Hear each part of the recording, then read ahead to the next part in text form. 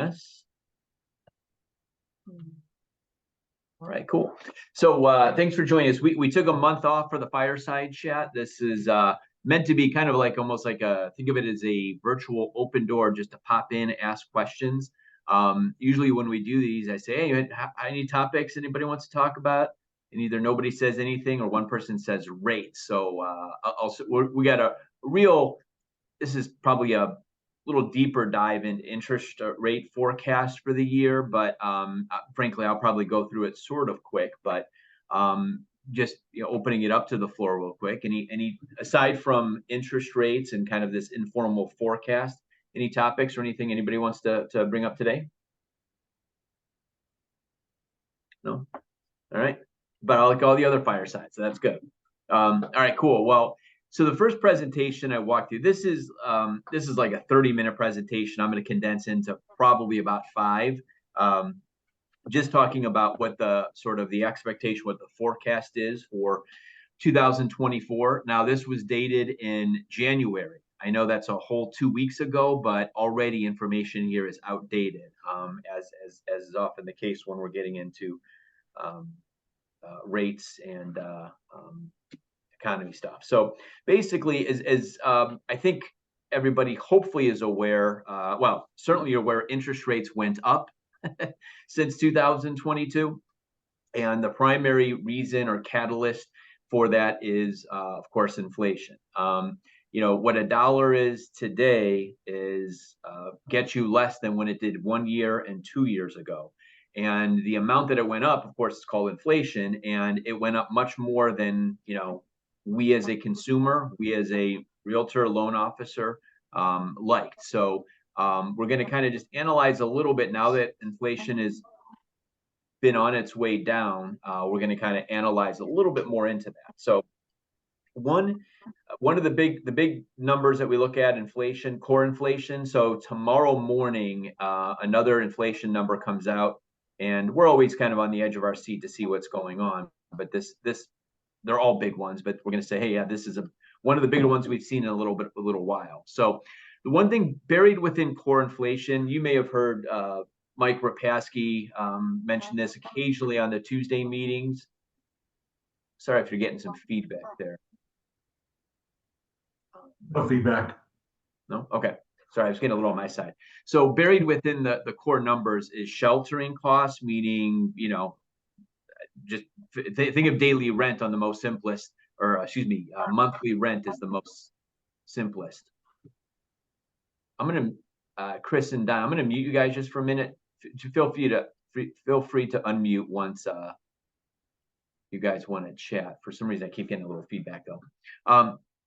Anyway, I apologize. So what this big hump show is, okay, well, housing sort of, or shelter costs sort of capped out, but there's always a lag period. So there's a bit of a lag that have seen the benefit over the last few inflation postings, but this is going to continue. So just all things being equal, if all costs on everything stayed the same, shelter continues to be improved, and that's going to be one of the bigger chunks within inflation. So these are the numbers we're getting rid of. So when you look at inflation, it takes each monthly amount over the last 12 months. So when we're looking at one new month of inflation reports, we're getting rid of February of last year and replacing it with February of this year. So like I said, if nothing else changed except for these go down because we're getting rid of these big months from last year. So the January, which reports tomorrow, the February, which reports next March. So again, you're going to see 2 pretty big ones drop off. Now, we don't know exactly where these are coming in, but we have some sort of prediction. So the expectations on inflation were to see modest improvement of 0.1%. January here going into February tomorrow. We'd love to see that sneak in around 2.9%. Then this is kind of, just sort of some hedging, some forecasting here moving forward. Hopefully seeing that improve about 0.2 per month. Now this kind of gets into more of the core stuff, which I don't want to get into too much, but just look over here to the Fed meetings, kind of how these match up. So we just had a January 31st meeting. The next meeting is until March 20th. and then May after that. So just put a pin in that because we're going to come back to those dates. But all these inflation reports are happening. In fact, between March and May, you're going to have 2 inflation reports. Likewise, between June and July. So, yeah, I don't know if those sync up there, but you kind of get the point. There's heavy data in between some of these meetings, just the way they're cycled through. So this is already outdated. So this chart that you're looking at here is about 3 weeks old. And 3 weeks ago, the forecast was that for the March meeting, for a 68% chance that the Federal Reserve Board was going to lower rates. Now, let me pull this up now just to give you the current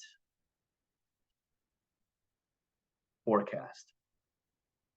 So again, 3 weeks ago, March 20th, they expected to see rates, the Federal Reserve finally cut interest rates, 68% chance. Now check it out. For the March meeting, there's a 15% chance.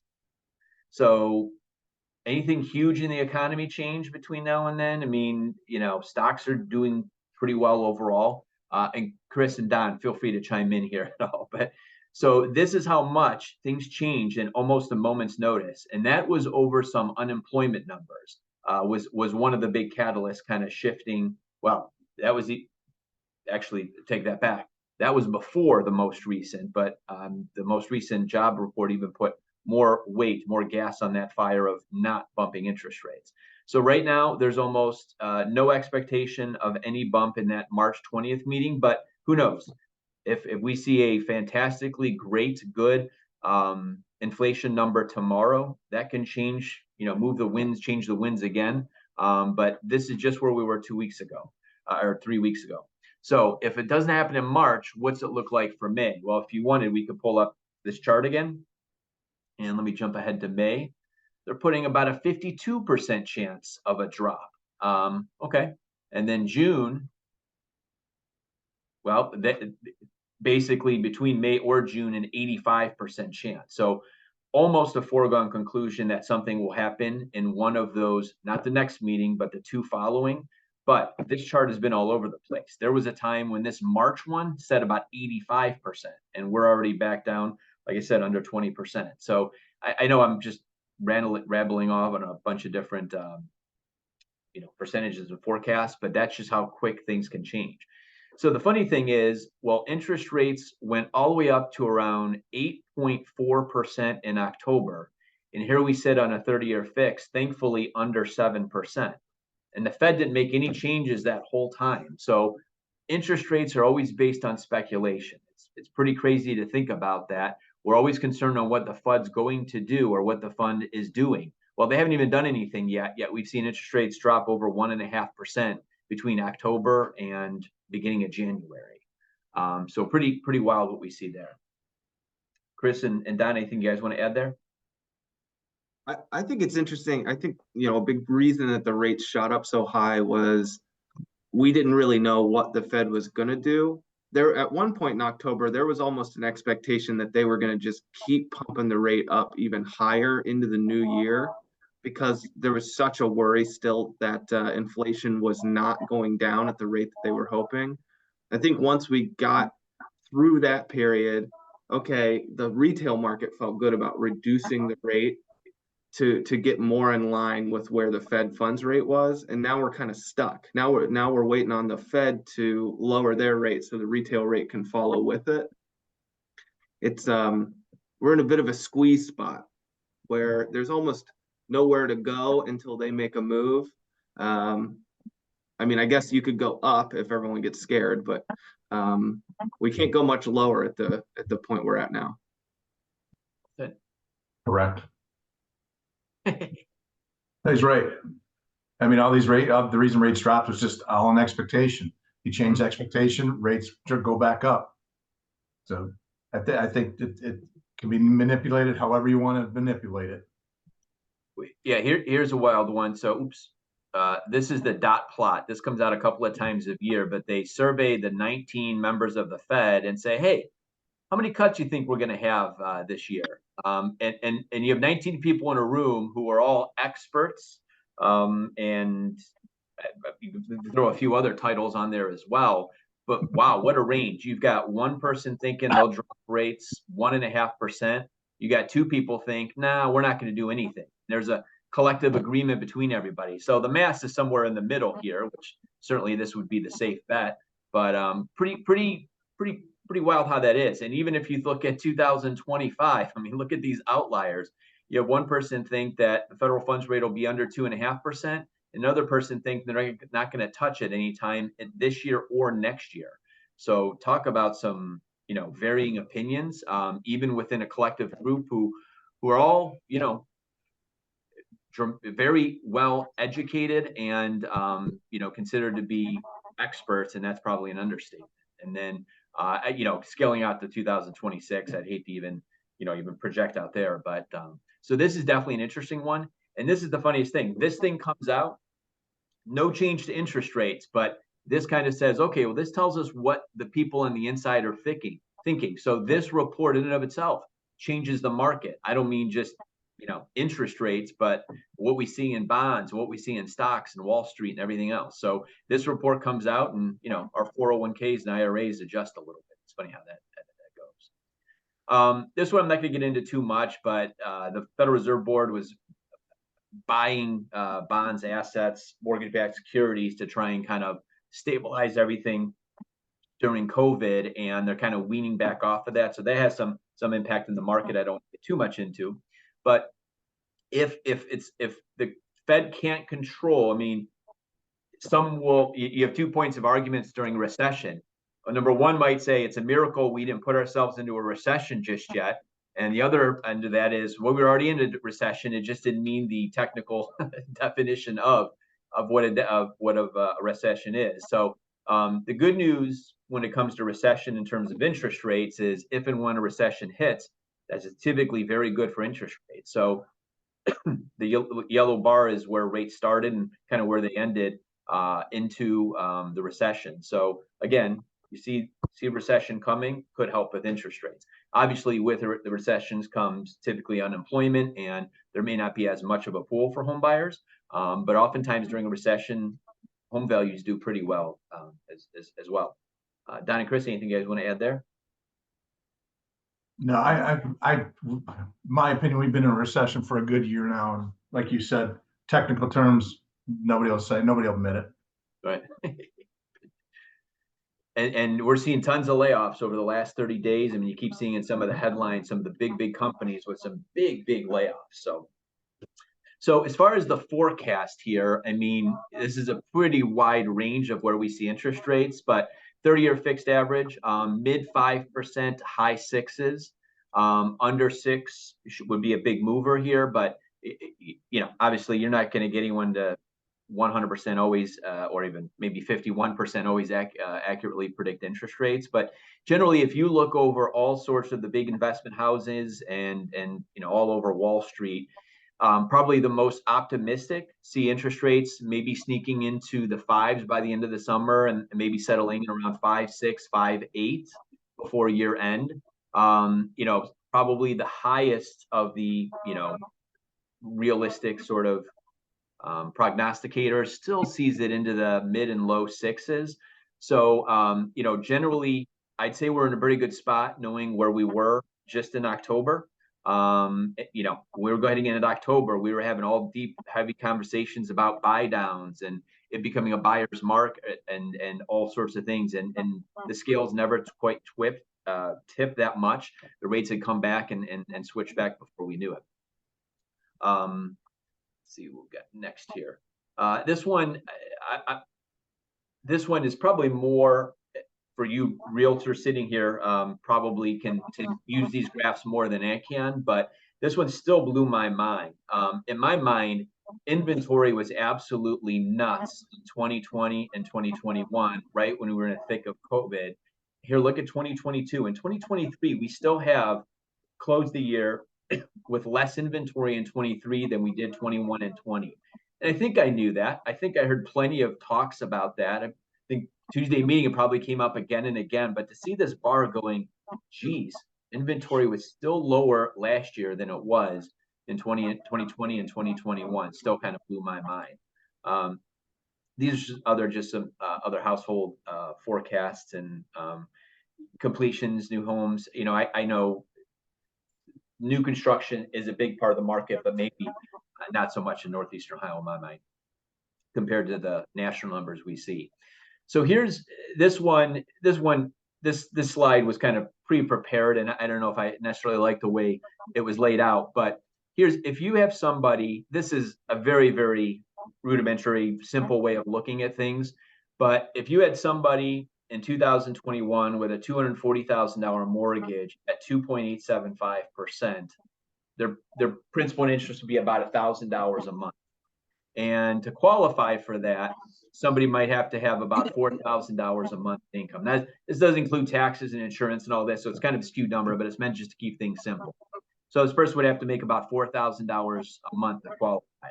So take this, to more present day, where values have gone up, prices have gone up, therefore loan amounts have gone up. So to buy the same property, you might need a $280,000 loan. Oops. Sorry about that. Which is an $800 increase. And yeah, when you look at the math this way, that's an 80% increase, specifically in this principal and interest. But you don't necessarily have to make 80% more a month to qualify. It's an $800 payment, which is a 20% increase, which, yes, that is a big, big number. But incomes generally from 2021 to where we are today have gone up as much as 15%. That number kind of blew my mind, but those stats are accurate. You know, the part that, playing devil's advocate, why I don't love this sort of argument or this point, so to speak, is, but so have all other expenses as well. You know, inflation didn't just mess with interest rates and the cost of money through a mortgage, but it cost, increase the cost of everything else. You know, what I get at Heinen's now versus back in the day or at Aldi's is two totally different numbers. So there's all that gets factored in as well. So anyway, I don't want to get too bogged down on this, but just wanted to, kind of just go a little bit deeper into, inflation and the CPI rate forecast. But anybody have any thoughts or comments? Again, this is kind of meant to be more of an open forum. So Sean, it's Wendy Dixon. So, what David and I have seen when it comes to our renovations, right? We've been concentrating the last few years on new home buyers, like first time home buyers. Our ARV, our sell price is 200 and under. And I don't know what you guys are seeing, but I'm seeing a lot of the 200 and under sale price are still going very quickly to buyers. And the more expensive homes might sit a little longer. Is that what you guys are seeing? Like when you're doing loans for people, you're seeing a lot more VA, FHA, good credit, conventional buyers. Like, what are you guys seeing? That's just happens to be what we're doing right now, flipping wise. I would even say 100 under 250 is probably still could be a first time home buyer, right? Yeah. It's funny. The first time home buyer price point, back in the day of, 2019, and even, 2016, I would have said, typical first time home buyers getting in, between 120, 160s. And sometimes you get, married couple maybe buying their first house and they're in the 200s, and sometimes even a bit higher. It's like, man, a lot of first time home buyers they're getting prices in that mid to high 100s. I have a first time buyer I spoke with today under contract for a $550,000 house. Now that one's probably a little more outside the mold, but yeah, the prices definitely are going up. But I think a sweet spot for first time, if you've got a house under $200,000, that's going to be heavily marketable to a first time home buyer, who you've got VA, you've got conventional, you've got FHA. We've got a few grant programs you've heard me talk about, and I'll chat about that a little bit more before we're done here today as well. Yeah, I've seen that from other marketing emails I get from other lenders about those programs, Sean. So, I don't work with buyers a lot, obviously, So, but I do have buyers that are coming in that are utilizing those programs, which is great. Yeah, just to touch on a few, the hands down, the two biggest ones we have, and I'll broadly mention these. And Chris or Don, if you feel like if you're able to drop a flyer in the chat box, feel free. So if you've got a first-time buyer, conventional, and a first-time buyer is someone who has not owned a home in the past 3 years, 36 months, $4,000. Let me reword that. Conventional buyer, first-time buyer, under $75,000 a year in income, we'll provide them a 2% grant up to $4,000. So on a $200,000 sale price, we'll give them $4,000 towards their $6,000 required down payment. So that's one program, and that is purely income-based, provided they qualify for that conventional loan. The other one you've heard us talking about is really unique because it's based on where the buyer lives, not where they're buying, but where they're living. So different pockets, there's parts of the city of Cleveland, parts of Cleveland Heights, University Heights, Garfield Heights, Euclid, just rattle off a few, South Euclid. Conventional first-time buyer, no income limit and no restriction on where they buy. They could be moving from, a designated area in University Heights, buying a house in Columbus or Miami, Florida, and we have a $6,500 grant. There's no strings attached to this. So should they sell the house or move out in 6 months or refinance, they don't have to pay it back. It's really a really unique sort of one-of-a-kind program. That buyer I just mentioned, buying, their first house at over $500,000, they're putting 15% down. We're giving them $6,500 still. They're just trying to decide, do they want to add a down payment? They wanted to go towards closing costs, or do they want to use it as points to buy down their interest rate? So we can do a lot of things with that money. So you can do anything. You can do all those things with that money. It doesn't have to be anything. It can be any one of those things. They can choose. Is that correct? That's correct. They qualify. Okay, interesting. Yeah, and we run their current address through this qualifier, and it tells us if it's in an area that's yes or no. I had one person, they lived like 20 blocks from our corporate office downtown on Superior. They were 3 blocks away from qualifying. So it was pretty frustrating.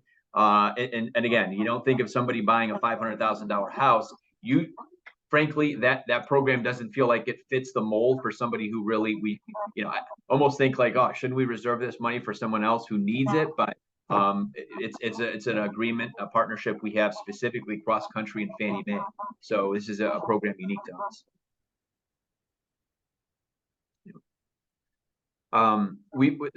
There's always, of course, FHA, VA.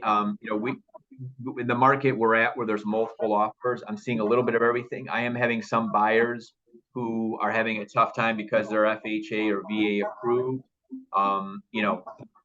Some listing agents are still, hell bent on making it difficult for FHA buyers because, God forbid, they have to fix a cracked window or, worry about repair issues. I mean, a lot of the houses we're seeing out there, especially $200,000, $300,000, $500,000, are in pretty good shape and probably don't have to worry about VA or FHA repair issues.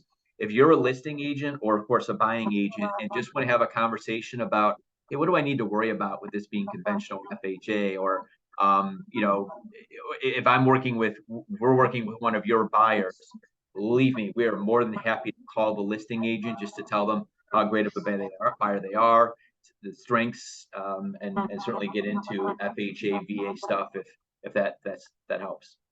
Well, and that's the thing we see, David and I were like, oh, when we'd sell houses, we'd be like, oh, FHA, VA. But once you start understanding what the appraiser, what red flags the appraiser, and of course we're renovating the home. So most of the time we're fine because everything's redone, right? Mm-hmm. But that's also the pest inspection. I'm just closing on one this week that I forgot that we were responsible for the pest inspection because that's something the VA. No, that's not true. No, that's not true. The buyer can pay for the pest inspection.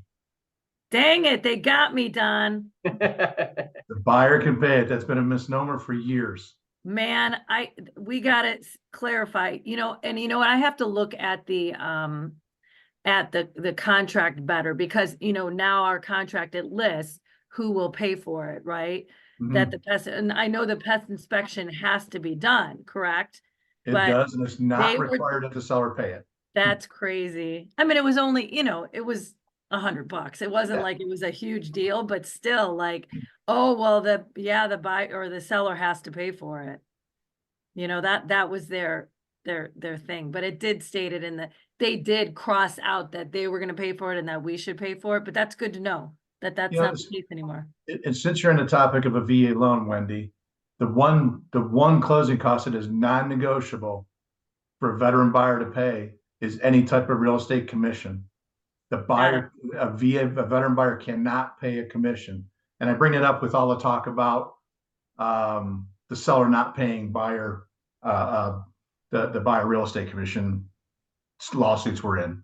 Yeah, So I mean, that's something that's going to be worked around, and well, it's that's considered a closing interesting, cost. though, Don. It's interesting, and maybe something, you know, that you guys can bring up again, or Mhm. as reminders to agents out there about that pest inspection, because here I am, and I mean, I've been in the business 11 years, and Right. I thought that was the case, and it's not. So good to know. Thanks, welcome. guys. Yeah, it's good. So I pulled up the chart on interest rates, and when you look at this is a 1 year look back. You know, the rate we're in now, whether you think we're at 6.5% or 7%, kind of falling in between there right now. If you look at it, if somebody just woke up and never was looking at buying homes and said, oh yeah, you know what, this isn't a bad time to buy. Nah, yeah, would love to have gotten in here back in April of 03, but hey, I'm not in too bad of a spot right now. So it's all about perspective. When you sit back at the 5 year, yeah, obviously, but you know, just for fun, we'll look here too. Sure, yeah, everybody wishes they would have bought in this little spot here, but you know, I'm looking at the faces of who's on this call. A lot of you have been in the business since before here, and some of you before here, and one or two of you back here too. So, yeah. I'm sorry, one more thing. Do you guys Yeah. think that, do you feel that you know, between a 5 and a 6 interest rate is just the norm? Like, Yes. we're never gonna get back down to, you know, 2 and 3, right? I mean, do you feel like that's where we'll be? And if we stay there, that's pretty healthy. My opinion, if we get to the 4s, we should be doing cartwheels and have no Okay. expectations of them getting any better. Okay, My 2 cents on that is the economy runs at optimal, runs at the best pace in a 5 to 6% society as far as that makes interest rates sense. go. Yeah, So yeah, 5 to 6 is where rates should land and stay and be, and get the occasional blip into a 4 with some cost, you're good. yeah, okay, cool. That's great to know too. I'll contend that 6% is the best interest rate because it's the easiest interest to calculate. $6 per thousand on a $100,000 loan. Your monthly payment is $600 a month. 500 is going towards interest. Principal is $100, and you can see Elliot smiling there too. So That's it's great. like the golden ratio of interest rates. So Yeah. So any questions on interest rates? I didn't mean to go so heavy on that for our chat today. Oh, Elliot, you're muted. How now, brown cow? Okay. I've thought for a very long time and was taught for a very long time, excuse me, that the greatest effect on interest rates is the 10-year Treasury note, which is affected by the bond market. And I didn't hear any comments or see anything regarding that. If I'm nuts, tell me I'm nuts, but I'm also old, so I have a right to be nuts. You are nuts, but it has nothing to do with your treasury question. Hold on one second here. You're nuts because you're a diehard Cleveland sports fan. But hold on one second. I do have a 10-year for me here. Don, if you have something to comment on that, go ahead. I'm going to pull up. For some reason, Sean, I do not have any. I'm not seeing any of the charts any longer. Oh, you're not? I'm not. I can't speak for anybody else, but all I see is the word Zoom on my screen. I don't know what happened. Okay, hold on one second. The 10-year Treasury is a barometer, but it's truly, the interest rates truly follow the mortgage-backed securities market, the MBS. That's really where the interest rates are derived from. But the 10-year is just a barometer. And when rates started getting out of hand, pushing 8%, you started looking at was it the 2-year Treasury, Sean, I think, versus the 10? Yeah, with the Because inverted rates yield get so curve. high. Yeah, Elliot, you're not able to see this? I'm not seeing anything. Okay. Except Is anybody else I able can to see see it. this? Bill and Chris, Wendy doesn't have her picture up, and Don. That's what I'm saying. All right, here, I'm going to stop sharing and share again, just to see if that toggles it real quick. All right, so I got another chart up there. Does anybody see Yeah. that? Yes. Okay. Yes. So this is kind of what Elliot talks to, like traditionally, historically speaking, is like whatever happens to the 10-year Treasury, so goes the 30-year fix. So this is meant to be kind of a comparison of is that dotted line there is basically 1.75%. That dotted line is 1.75% over whatever the 10-year Treasury is. Right. So you can see it hugs it pretty closely here, except for, the mortgage crisis of, the Great Recession. I forgot whatever nickname we're calling it, the credit crunch. And then finally, even, obviously there's some highs and lows there, but hugged it a little bit better. Then it became the first week of COVID, then the fix to COVID, then what we've been seeing here. So there should be a bit of a trend, a bit of a pullback here to kind of narrow this a little bit. And if nothing else in the world were to move except for the 10-year Treasury, interest rates should kind of go with that, but it's not, one doesn't necessarily impact the other. They trend in the same direction. DJ? Hey, Sean, you know what the other cool one was? A couple of weeks ago, we came out of a webinar that people way smarter than us presented, and they proved the theory, disproved the theory that election years do not sway interest rates. Wow. Which blew my mind. I had no idea. I always thought election years did. These guys proved that it does not. Am I right, Sean? It was 40 minutes at about it went from Democrat, Republican, incumbent, non-incumbent. It went like all these different, it basically, the big reveal was kind of a big thud going, it doesn't matter. But it took a long way to get there, but it was interesting to see, really. Was because I would not have expected it. The way that the calendar cycles out as far as the Fed meetings and all of that, there is hopefully, I don't know if it's a good possibility or hopeful that, the meetings that lead right up into the November election, hopefully will be pretty, by then, by whatever changes might be coming will have already taken place and there's a bit of stability, but who knows? Trying to predict any type of stability when politics is involved is impossible. Any other thoughts on that? How about that? Elliot comes out of left field with a 10-year Treasury spread, and I got a chart for it. I'm feeling pretty good about that. He lobbed you a softball, Sean. Yeah, that was not planned at all. We talked before the start of the Zoom. Yeah, that's right. Let's see if there's any other charts on there that I just happen to have. Well, there's a couple other charts. So CrossCountry mortgage. So, a lot of you on here know CrossCountry mortgage is, Chris, Sean, Don, and Carmen. Typically, as you all may know, CrossCountry mortgage is a pretty big chunk of the market share here locally, but you may not realize nationally, we're the third largest retail lender in the nation. So someone emailed me last week on, do you guys do VA loans? It's like, yeah, we did the 9th month of last year. So we not only do we do them, but we're pretty darn good at them. So CrossCountry Mortgage is a national lender. We've got 7,500 plus employees. We've got branches in all 50 states and Puerto Rico, apparently. So we can finance wherever, just about every type of loan out there. But I say that just because, the fact that we're able to stay large and yet feel local says a lot about who we are.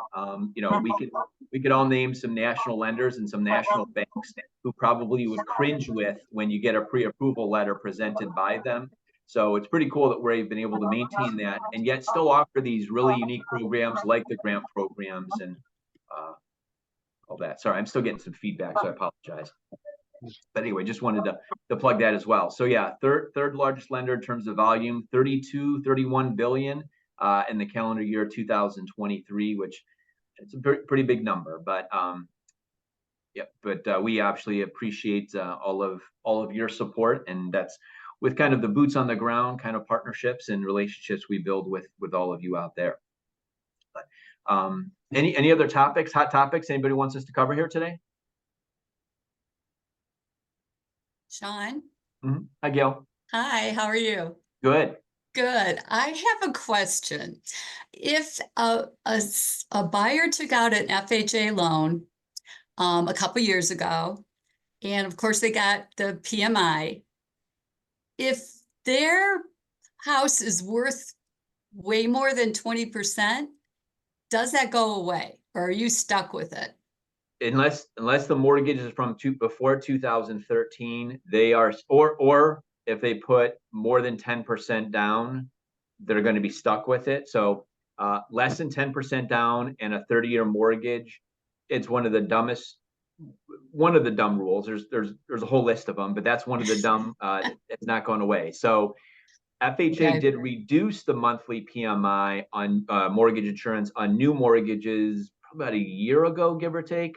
Marcia Fudge, Cleveland's own Marcia Fudge is in charge of HUD FHA, and just within the last couple of weeks was on record as saying, yeah, that's something we're taking a look at. The reason that they did make it permanent around 2013, that was their way of saying, hey, we don't want to put ourselves in a position like we were during, the mortgage meltdown and the high foreclosures. So that's their way to kind of juice things up.